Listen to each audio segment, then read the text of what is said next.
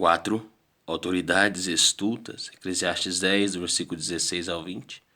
Salomão já descreveu os governantes estultos. Agora desmascara a insensatez das autoridades que trabalham sob as ordens desses governantes, os burocratas que faziam parte da máquina do reino. Apresenta 4 características destes homens estultos. Satisfação própria, versículo 16, versículo 17.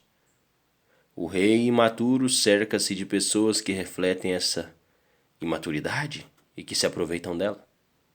O verdadeiro nobre cerca-se de autoridades igualmente nobres que colocam o bem do país em primeiro lugar. Os verdadeiros líderes usam sua autoridade para construir a nação, enquanto aqueles que apenas ocupam cargos usam a nação para construir sua autoridade. Utilizam fundos públicos para seus propósitos egoístas, dando festas e se divertindo. Uma forma de Deus julgar um povo é permitir que sejam governados por líderes imaturos. Isaías 3, versículo 1 ao 5. Isso pode ocorrer em nível nacional ou na igreja local. O termo presbítero, Tito 1,5, implica maturidade e experiência na vida cristã. E é errado um cristão ser colocado numa posição de liderança prematuramente. 1 Timóteo 3,6. A idade não é garantia alguma de maturidade. 1 Coríntios 3, do versículo 1 ao 4, Hebreus 5, do versículo 11 ao 14. E, por vezes, os jovens superam os mais velhos em termos de zelo espiritual. Oswald Chambers disse: a maturidade espiritual não é alcançada pela passagem dos anos, mas pela obediência à vontade de Deus. O importante não é apenas a idade, mas também a maturidade.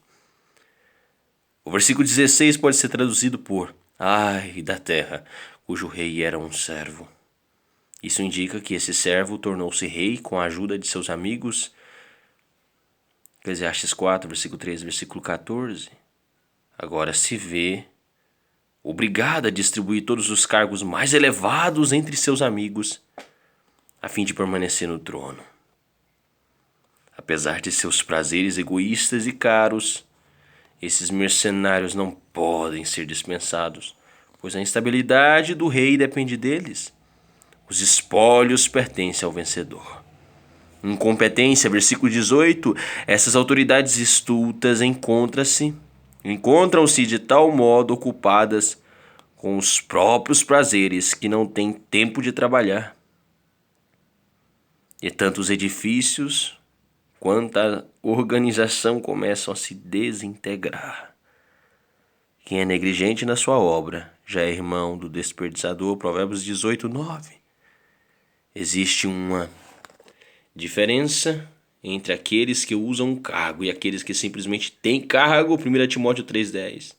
As pessoas imaturas desfrutam os privilégios e ignoram as responsabilidades, enquanto as pessoas maduras veem as responsabilidades como privilégios e as usam para ajudar a outros.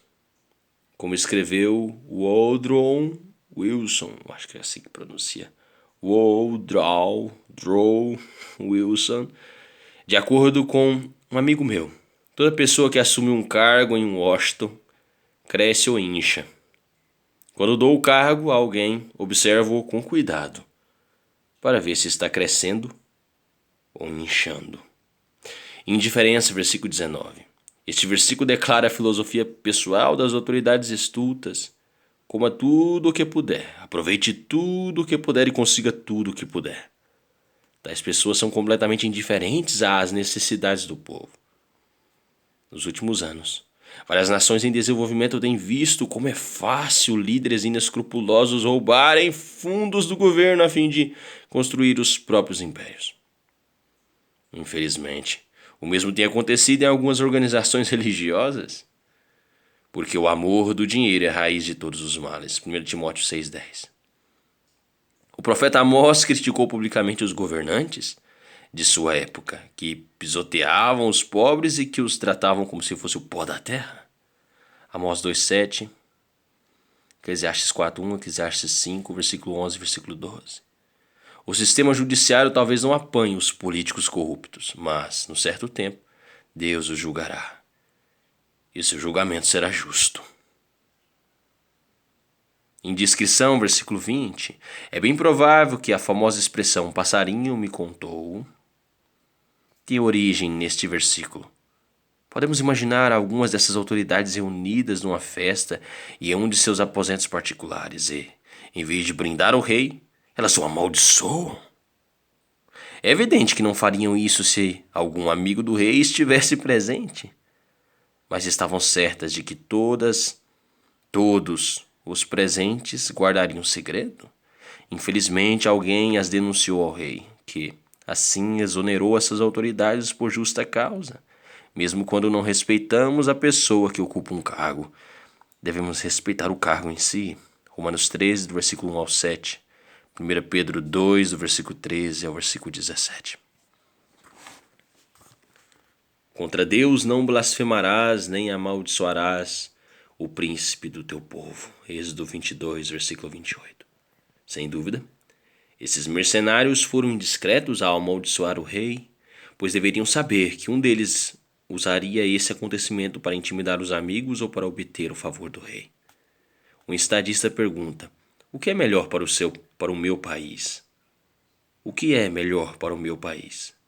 Enquanto um político pergunta: o que é melhor para meu partido? O que é melhor para o meu partido?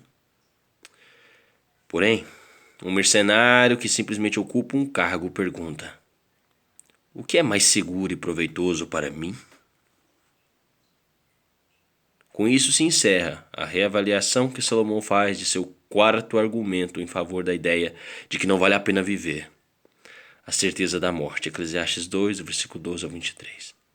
O rei conclui que, na verdade, vale a pena viver, mesmo que a morte seja inevitável, Eclesiastes 9, do versículo 1 ao 10, e a vida seja imprevisível, Eclesiastes 9, do versículo 11 ao 18.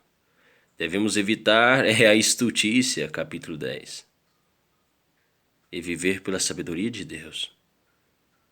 Encerra-se também a segunda parte de seu discurso. Salomão reavaliou os 4 argumentos apresentados nos capítulos 1 e 2 e decidiu que, no fim das contas, vale a pena viver. O melhor que temos a fazer é confiar em Deus, realizar nosso trabalho, aceitar o que Deus nos envia e desfrutar cada dia de nossa vida para a glória de Deus. Eclesiastes 3, versículo 12 ao versículo 15, versículo 22. Eclesiastes 5, do versículo 18 ao 20. Eclesiastes 8, versículo 15. Eclesiastes 9, do versículo 7 ao 10. Resta apenas o pregador concluir seu discurso com aplicação prática, o que ele faz nos capítulos 11 e 12. Nessa conclusão, reúne os diversos fios de verdade entretecidos em seu sermão e mostra o que Deus espera que façamos a fim de ter contentamento.